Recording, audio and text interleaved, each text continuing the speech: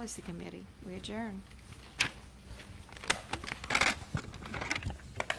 Okay, so we do have a special emergency school board meeting next. Are you doing it? Okay. I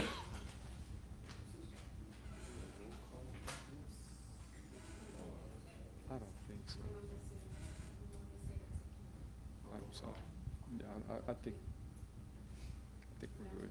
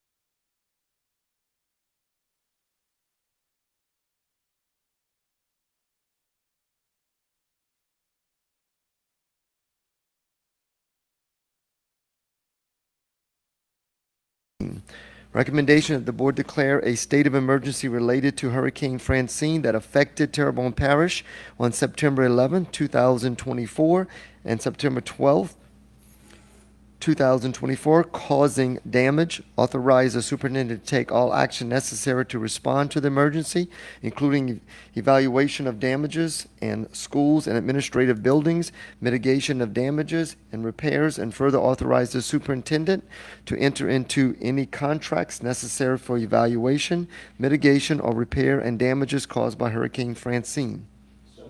So moved, Mr. Ford. Second, Mr. Crowdis. Any public comments? Mr. Ford? 3 years ago, I may have had reservations about this, but I'm in full agreement with it now. Thank you. Mr. Crowdis?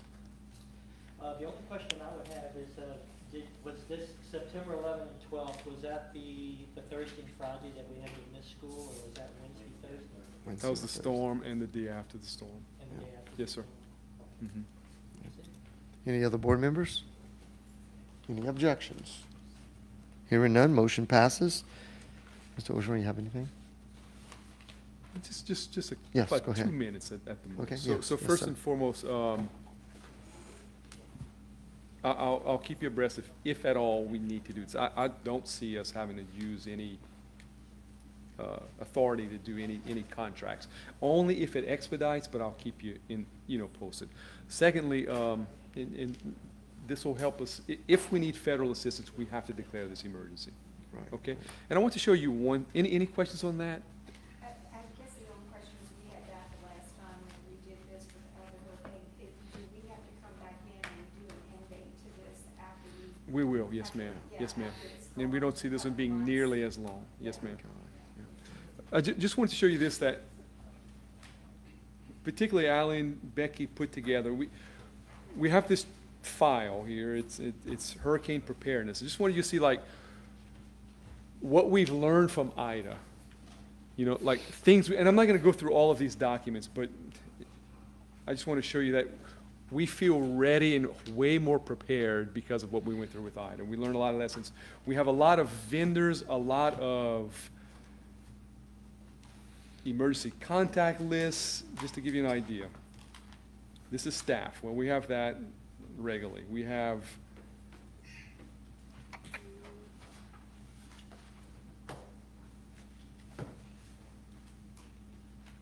every architect we can assess. We have every demolition company, every engineer, every environmental remediation company, every fencing company, general contractors, HVAC, roofing people, all the information we need that we didn't necessarily have for Ida.